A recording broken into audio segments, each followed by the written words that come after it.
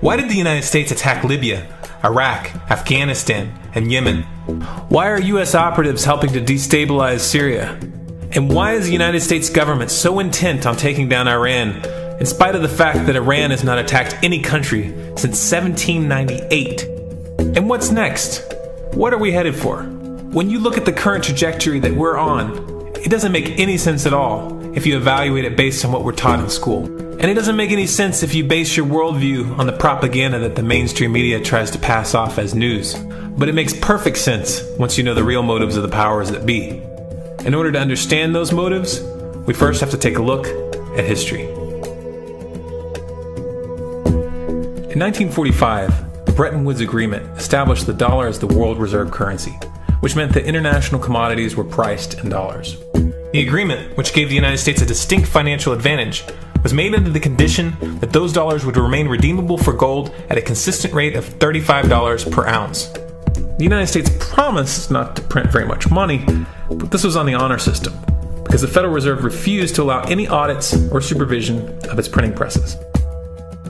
In the years leading up to 1970, expenditures in the Vietnam War made it clear to many countries that the U.S. was printing far more money than it had in gold. And in response, they began to ask for their gold back. This, of course, set off a rapid decline in the value of the dollar. The situation climaxed in 1971 when France attempted to withdraw its gold and Nixon refused. On August 15th, he made the following announcement. I have directed the Secretary of the Treasury to take the action necessary to defend the dollar against the speculators. I have directed Secretary Connally to suspend temporarily the convertibility of the dollar into gold or other reserve assets, except in amounts and conditions determined to be in the interest of monetary stability and in the best interest of the United States.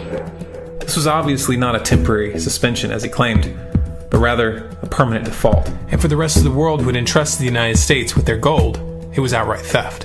In 1973, President Nixon asked King Faisal of Saudi Arabia to accept only US dollars as payment for oil and to invest any excess profits in US Treasury bonds, notes, and bills. In return, Nixon offered military protection for Saudi oil fields. The same offer was extended to each of the world's key oil-producing countries, and by 1975, every member of OPEC had agreed to only sell their oil in US dollars. The act of moving the dollar off of gold and tying it to foreign oil instantly forced every oil-importing country in the world to start maintaining a constant supply of Federal Reserve paper. And in order to get that paper, they would have to send real physical goods to America. This was the birth of the petrodollar. Paper went out, everything America needed came in, and the United States got very, very rich as a result. It was the largest financial con in recorded history.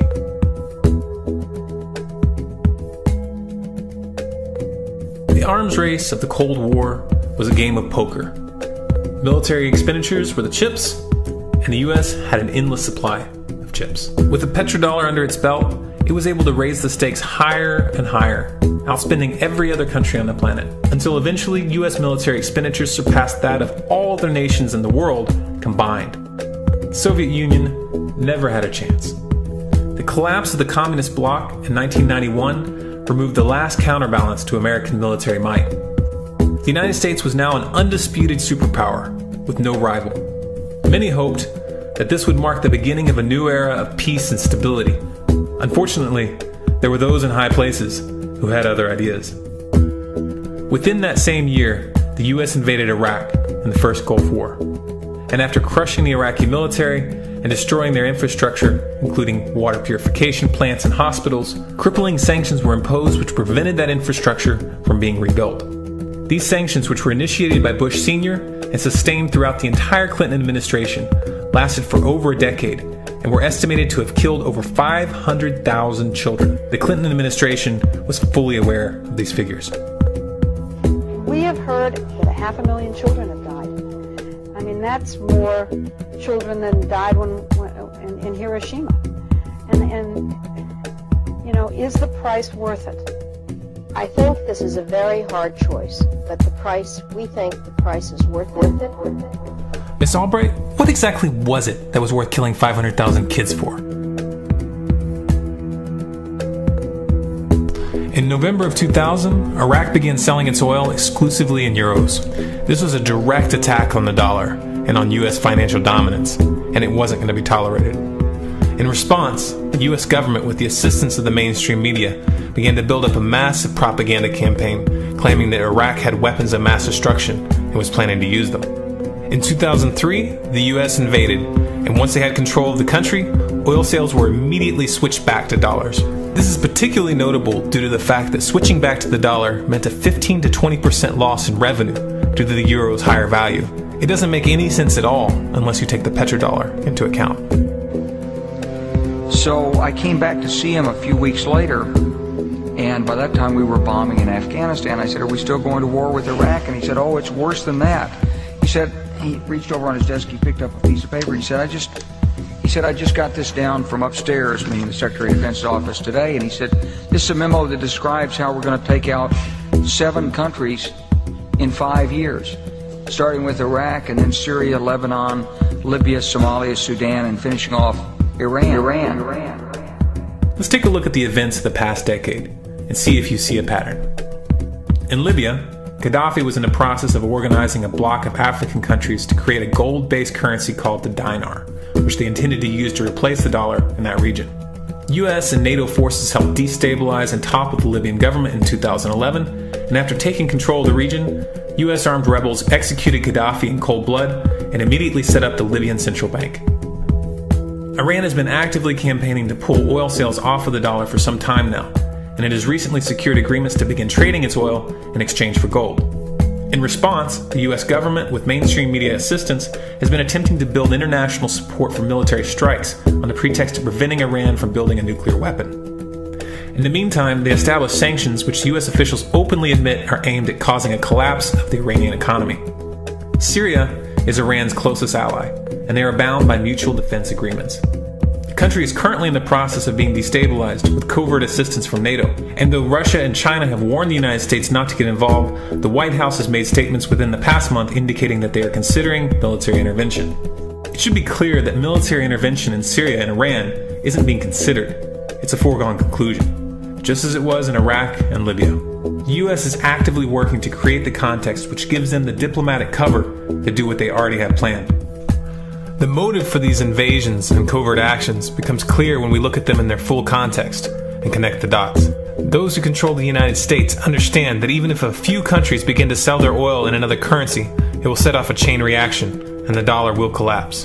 They understand that there is absolutely nothing else holding up the value of the dollar at this point, and so does the rest of the world. But rather than accepting the fact that the dollar is nearing the end of its lifespan, the powers that be have made a calculated gambit. They have decided to use the brute force of the US military to crush each and every resistant state in the Middle East and Africa. That in itself would be bad enough, but what you need to understand is that this is not going to end with Iran. China and Russia have stated publicly and on no uncertain terms that they will not tolerate an attack on Iran or Syria. Iran is one of their key allies, one of the last independent oil producers in the region, and they understand that if Iran falls, then they will have no way to escape the dollar without going to war. And yet the United States is pushing forward in spite of the warnings. What we are witnessing here is a trajectory that leads straight to the unthinkable. It's a trajectory that was mapped out years ago in full awareness of the human consequences. But who was it that put us on this course? What kind of psychopath is willing to intentionally set off a global conflict that will lead to millions of deaths just to protect the value of a paper currency? It obviously isn't the president. The decision to invade Libya, Syria, and Iran was made long before Obama had risen to the national spotlight. And yet, he's carrying out his duty just like the puppets that preceded him. So who is it that pulls the strings? Often the best answer to questions like this are found by asking another question. Qui bono? Who benefits? Obviously those who have the power to print the dollar out of thin air have the most to lose if the dollar were to fall. And since 1913, that power has been held by the Federal Reserve. The Federal Reserve is a private entity owned by a conglomerate of the most powerful banks in the world. And the men who control those banks are the ones who pull the strings. To them, this is just a game. Your life and the lives of those you love are just pawns on their chessboard. And like a spoiled 4-year-old who tips the board onto the floor when they start to lose, the powers that be are willing to start World War III to keep control of the global financial system. Remember that when these wars extend and accelerate. Remember that when your son or your neighbor's son comes back home in a flag-draped coffin. Remember that when they point the finger at the new boogeyman. Because the madmen who are running this show will take this as far as you allow them to. So how much time do we have left? It's a question I hear constantly, but it's the wrong question. Asking how much time we have left is a passive posture. It's the attitude of a prisoner who's waiting to be taken out to a ditch and shot in the back of the head. What are our chances? Can we change course? Also the wrong question. The odds don't matter anymore. If you understand what we're facing, then you have a moral responsibility to do everything in your power to alter the course that we're on, regardless of the odds. It's only when you stop basing your involvement on the chances of success that success actually becomes possible.